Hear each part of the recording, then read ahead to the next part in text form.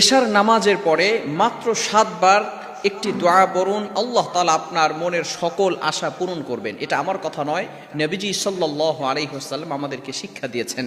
অনেকেই বলেন যে সকল আশা আল্লাহ তাআলা কিভাবে পূরণ করবেন, ভালো করে মনে রাখেন, এটা অনেক সময় সাহাবায়ে কেরাম জিজ্ঞেস করতেন এবং নবীজি সাল্লাল্লাহু আলাইহি সাল্লামের উত্তর দিতেন। অনেক সময় সাহাবায়ে কেরাম বলতেন, ইয়া রাসূলুল্লাহ, ইয়া হাবিবাল্লাহ, আপনি আল্লাহর কাছে দোয়া করেন আল্লাহ তাআলা যেন আমাকে সম্পদের মালিক বানিয়ে দেন, আল্লাহ তাআলা যেন আমাকে একটু সচ্ছলতা দান করেন। এটা অনেক সময় সাহাবায়ে কেরাম বলতেন এবং নবীজি সাল্লাল্লাহু আলাইহি সাল্লাম এমন কিছু আমল শিক্ষা দিতেন। অনেক সময় অনেক সাহাবী বলতেন, ইয়া রাসূলুল্লাহ, আমি পেরেশানি তো আছি, আমার মাথার উপরে ঋণের বোঝা, ইয়া রাসূলুল্লাহ আপনি একটু দোয়া করে দেন, অথবা আপনি এমন কিছু আমল আমাদেরকে শিক্ষা দিয়ে দেন যার কারণে আমি আল্লাহ তাআলা এমন কিছু আমাকে বরকত দান করেন যার কারণে আমি পেরেশানিত হতে মুক্ত থাকতে পারি এবং ঋণের বোঝা থেকে দূরে থাকতে পারি।